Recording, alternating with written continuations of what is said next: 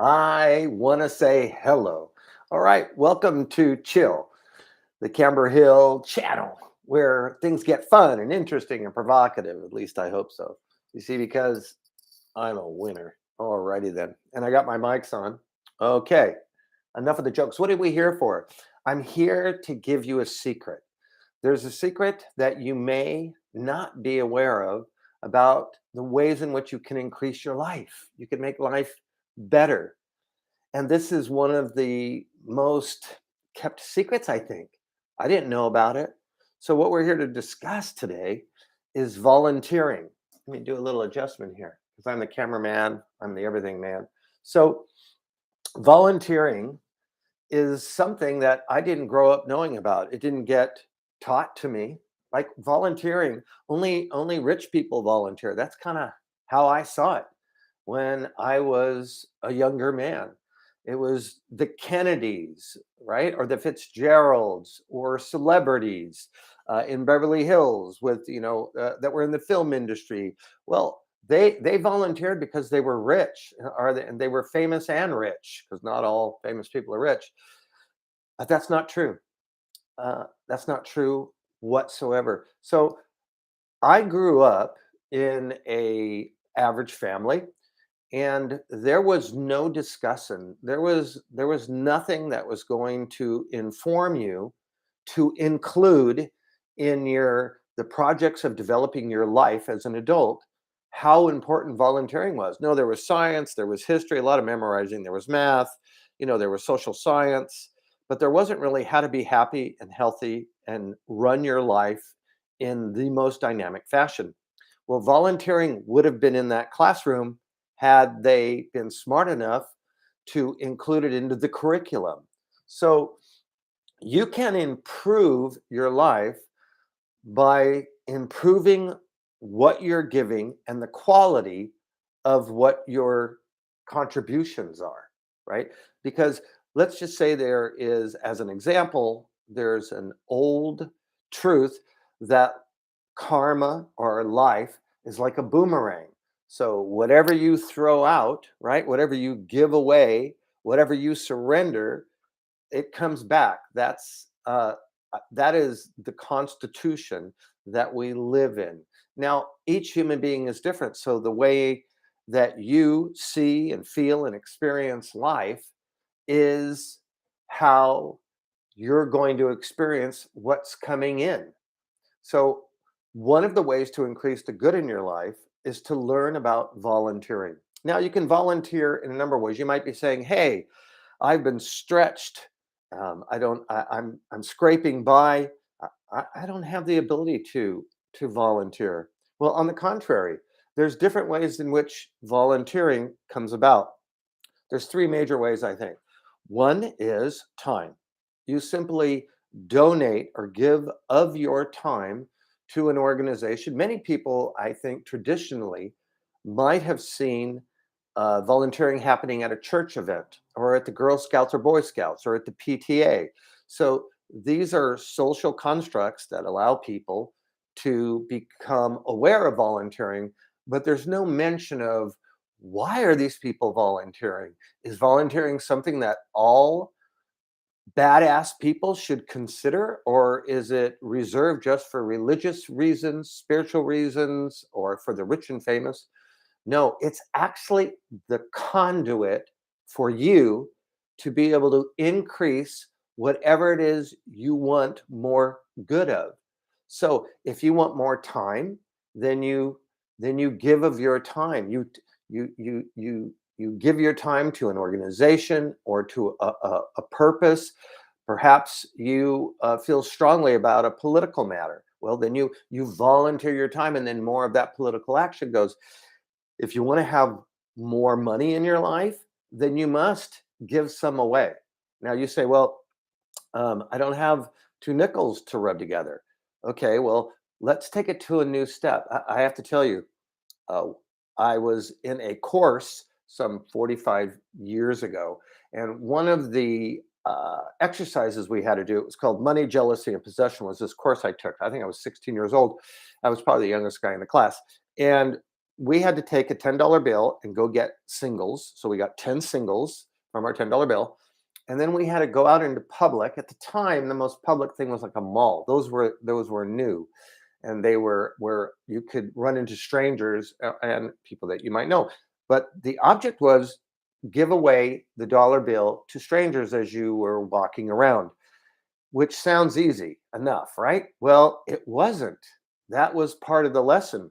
When a stranger approaches and hands you a single dollar and said, "Hi, you look great today. I'd like you to have this dollar bill." People are very reluctant to accept that money. They think that there's a gimmick, there's a gag going on.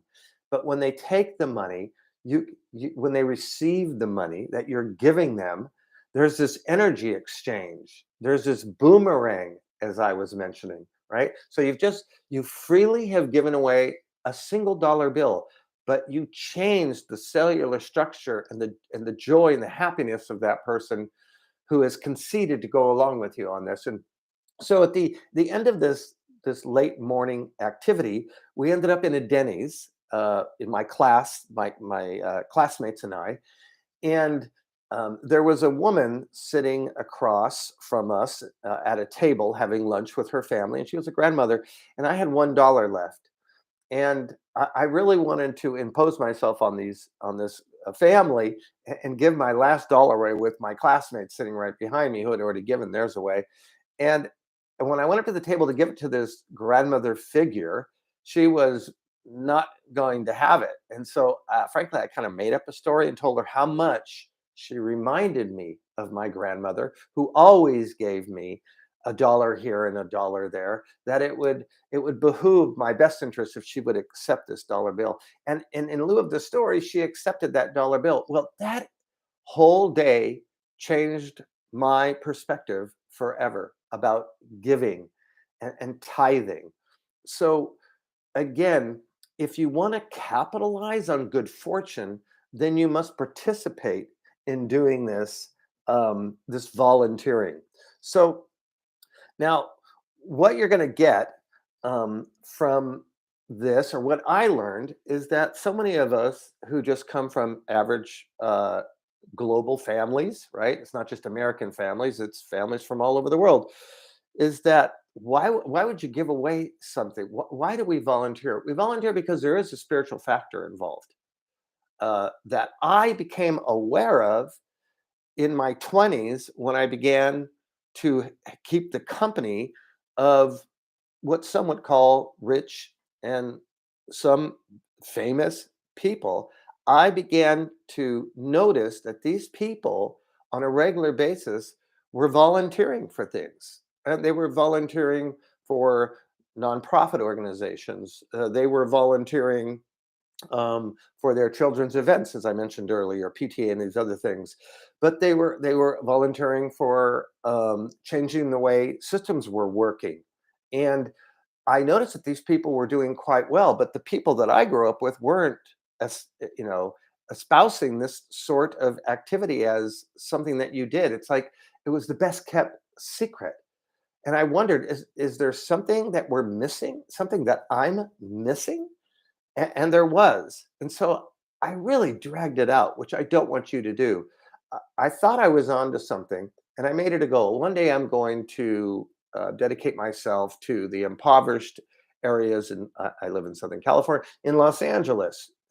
I noticed that impoverished areas tend to be just green, like a lot of bushes, but no flowers. So it doesn't take a lot of tender care, right? Because volunteering is applying tender care to something that you love or that you like or that you appreciate, and then watching it grow. So I thought, well, I came from an impoverished consciousness, right? So the way to improve it was to find somewhere where I could go, because I only exchanged time for money. That was my original existence. I could only afford to give time for money. I didn't have time to volunteer and give anything away. That was foolish. No, that was ignorant on my part. So I made it a goal. Well, it only took maybe a decade. I'm slow, but I'm fun at parties. But in a decade, I ended up volunteering for an organization here in the city I live in, which is in Long Beach. was working with um, young people who came from difficult backgrounds and weren't really doing well in school. And even though I am not a scholastic high achiever, I am a due diligent achiever who can jump in and do my best to help translate to a younger person that they're worth the time and energy of what they're doing and to do it better and to work more diligently, more harder to achieve their goals.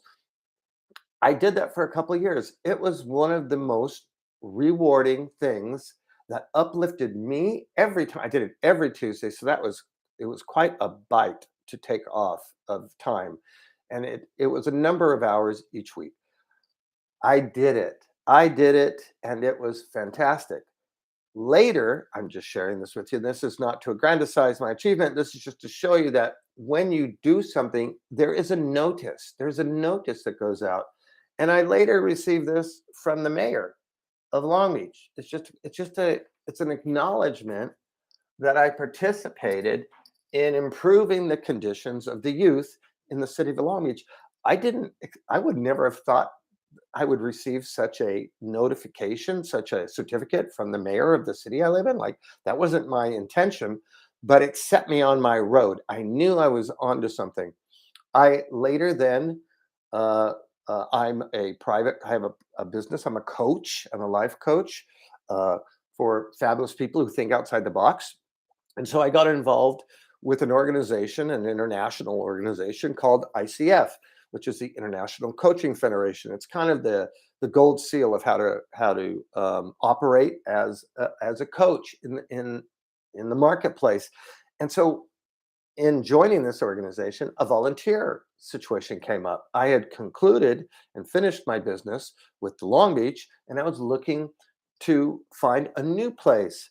Well, I went to the volunteer. I volunteered 6 pro bono coaching sessions to a banker who was a mature gentleman who was in an organization in Orange County and needed some coaching. And out of that, right, which is just a part of me doing what I believe is best, again, I get another acknowledgement from the organization. This organization happens to be an outfit in Orange County. I'm in Los Angeles County, but it doesn't matter, right? It's a global situation for women helping women. And something that word sounds funny to me. And wonder why. And but again, as you can tell, these are framed here in my studio. Let's not call it office. That's stuffy. Here in my studio, my film studio, and they're the reminder, right? Like I didn't need them. I didn't ask for them. I wasn't looking for it, but I have it in my cachet now. And I want you to have it in your cachet. So you can find ways to give. You want to improve the quality of your giving. And it's just wonderful when you're around people who have it in their belief system that it's just joyful to share, right? I think a really big bonus in my career has been my willingness to share my resources, right? So before I had anything to speak of, besides a bed and some clothing hanging in a closet in the apartment or homes I rented, I had resources. I had people that I knew. So, what I would offer my clients in the early days, when it was appropriate, the people that hired me as a consultant, I would give them my resources. I would connect people together, and I would show up joyfully. Right. So sometimes showing up joyfully and not being a sourpuss when you show up places, in and of itself, is a charitable gift, right? It's a charitable sharing or volunteering of your energy or of your resources. Maybe you know somebody who needs to get a job and you happen to be speaking to somebody who owns a restaurant and they needed a waiter or a cook and you put them together. You're sharing your resources. Maybe one of my friends or family or clients was down in the dumps about a certain subject matter. Well, I had a book in my library that addressed this. So outside of my time with them, I might give them a book or refer them to a book. Now I buy people books, right? So there's a difference in what you're given. And then I noticed one day that also there was a difference with money. So I had not been raised in a family where I saw people giving money away. I mean, to get $5 out of my dad was like pulling teeth.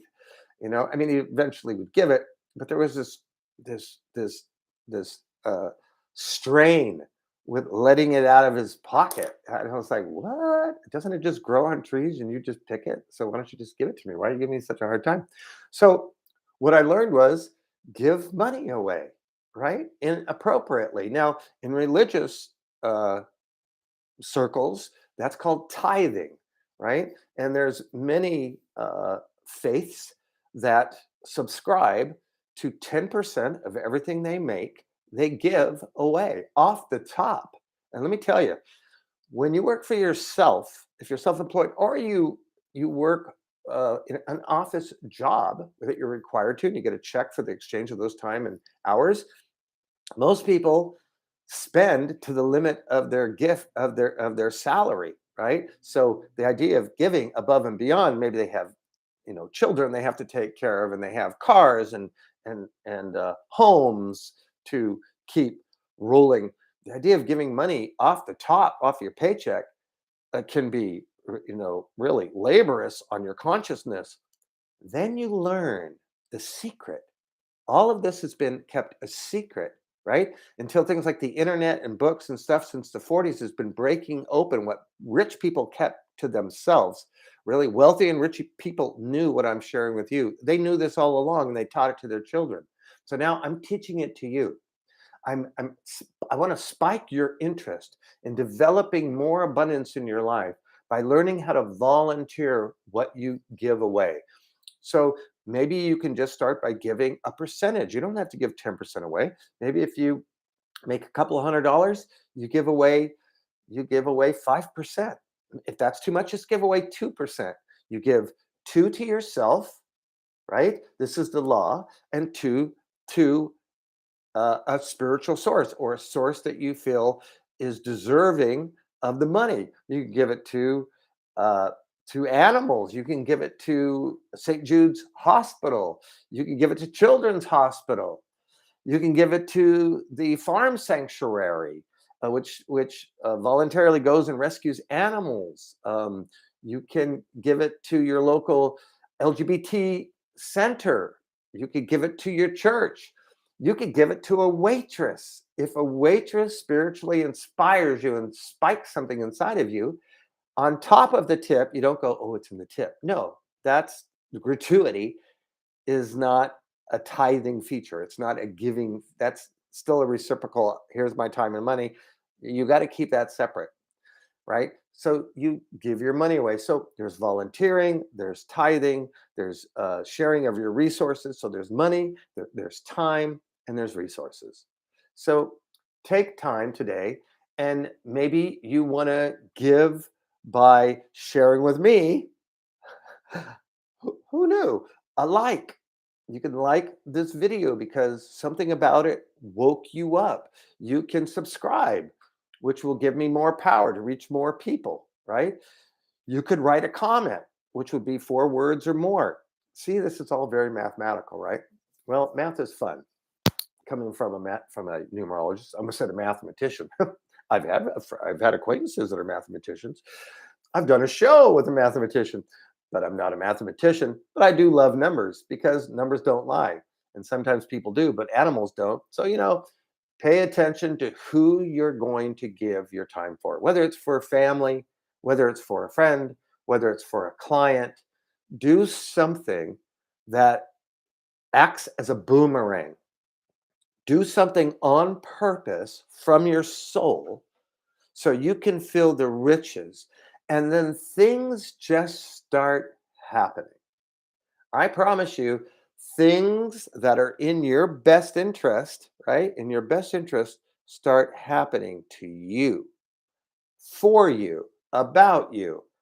And then you may find yourself sitting down and writing more thank you notes than you ever have in your life besides your birthday, wedding, bar mitzvah, catechism, whatever the case might be, right? That's when people traditionally sit down. Oh, there's been all these people who have gathered. I now must write stuff. Well, not everybody does that because not all people have been properly informed that you want to be thankful for what has happened. So I appreciate. Thank you, Miss Crest, for your 4 symbols. I think those are words. I don't think those are words. Those are symbols. Maybe they're counted in the algorithms in the same way. I don't know. If you know, please write it in the comments for me, and I'll learn later. So this is chill time, and when you chill, you win, right? I just one of my clients sent me a clip from a very famous actor. He was being interviewed with a bunch of people, and it was Robert De Niro.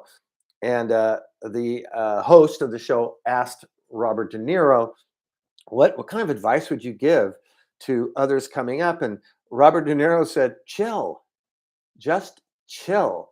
He went on to say he has seen people come, and he has seen people go, and then he has seen those people come back, and he's seen those people go and come back and go, and sometimes they never come back, right? And I can tell you, I have seen people in my 6 decades. I've seen them come, and I've seen them go and go, and God knows where else they go. But in the meantime, chill. Take a chill pill. It takes time sometimes to relax, learn to take a breath, get connected, feel that the need for you to be here is extremely important. And that in your chill, in that, in finding your bliss, find a way to give. Find a way to show your appreciation for the life that you have so far and begin to dispense in a way with either your time, your resources, and or your money, or all three. And I guarantee you your life will get better and better and better. No matter what the circumstance, it's temporary. Whether you're super rich or you're super broke ass, it's temporary and it's always a moving river. Therefore, get involved in your well being today. Get involved personally in your well being by being excited about something challenging and daring, like sharing, right? It's taught in kindergarten. And yet, as we grow older, sometimes we turn off the spigot from the joy and the fascination of being here. You are an extremely important person today. So start today, figure out where you might want to give. Maybe it's at schools, maybe it's for your occupation in the industry trade that you're in.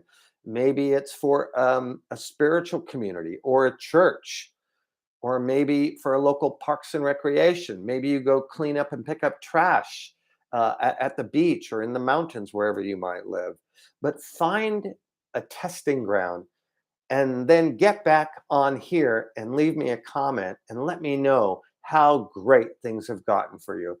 And we'll go from here. There'll be more coming. I want to thank you for joining me today, and make sure you make this a fabulous day and keep it real, keep it chill.